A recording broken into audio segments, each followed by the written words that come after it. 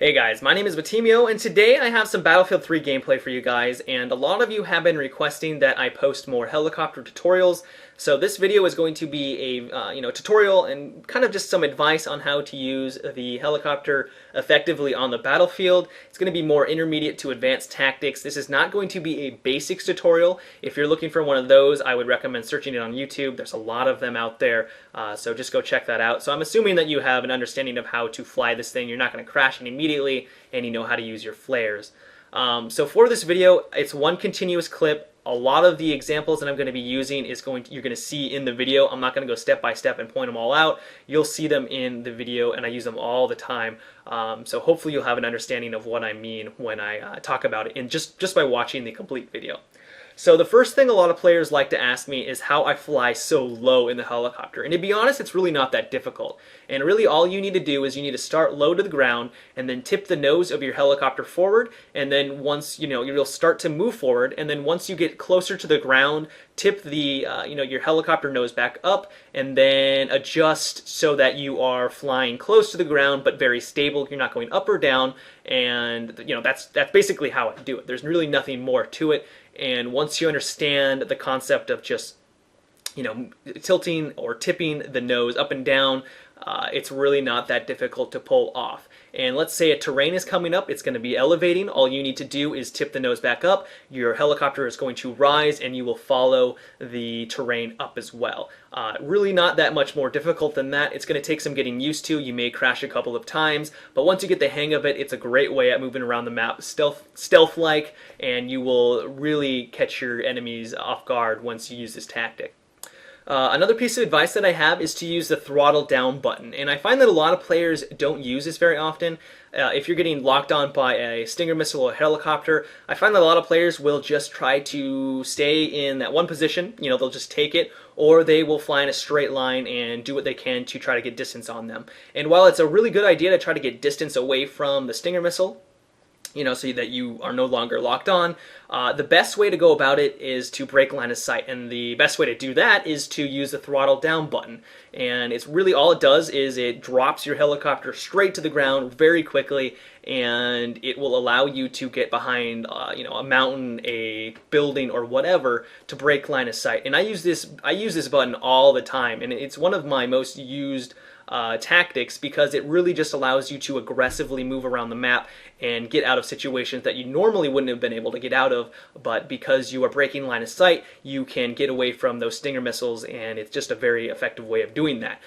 It's not really an advanced tip, but I find that just a lot of players don't use it very often, and it's gonna take some getting used to, because when you descend that quickly to try to compensate and get out of the way of the actual terrain that you're trying to get behind can be a little tricky at times, but once you get used to it, it is a very aggressive way at flying the helicopters and getting a lot more accustomed to using the helicopter effectively. So if you're not using the button very much, I would start using it all the time.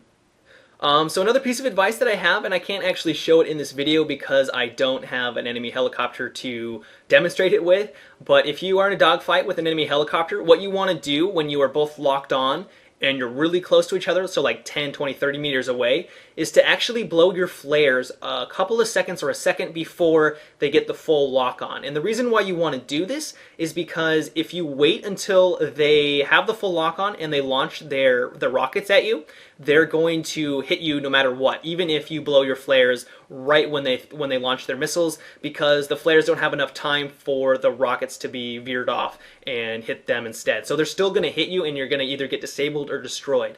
So what you're going to want to do is it takes some getting used to, but you have to wait and hear when they're about to get the lock on, and right when they're about to get the lock on, blow your flares early, and then that's going to clear their lock on completely, and then you will hopefully they won't do that to you as well, and then you can get your two rockets off and take them out. It's kind of an advanced tactic. It can be really tricky at sometimes, but trust me, it works, and it's really fun when you get it off, and you're going to feel great. So another piece of advice that I have is to actually not be afraid of anti-air vehicles, because for the most part, you can take them out faster than they can take you out if you're playing smart. So what you're going to want to do is to get into a situation where you know where they are located and then try to flank them as best you can. So using the tactic that I mentioned earlier where you're flying low is a great way to do it. You can get on their flank or the rear end of them to do more damage with your rockets, which is the best way to go about it. But also just try to get in, in closer, because it's going to make it a lot easier for you to land those rockets. And as long as you land all of your rockets or most of them and you have a competent gunner, you can take out that anti-air very quickly. And even before they can take you out. I know there's a lot of situations where I am in the anti-air and I'm blasting them as soon as I see them, but they can take me out just because of how powerful the helicopters are. So just try to flank them, because you're going to do more damage on the side of their vehicle and the rear end of their vehicle, and for the most part, you will win those gunfights.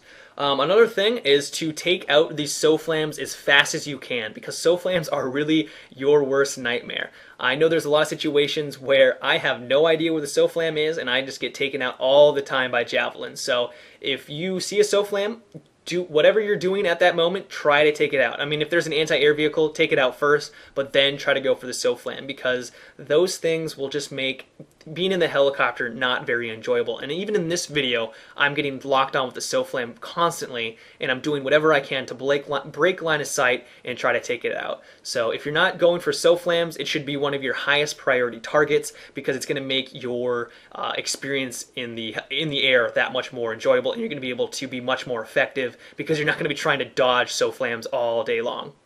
But yeah, guys, this about wraps up the video. I do hope you enjoyed it, and if you did, I would appreciate it if you give this video a rating.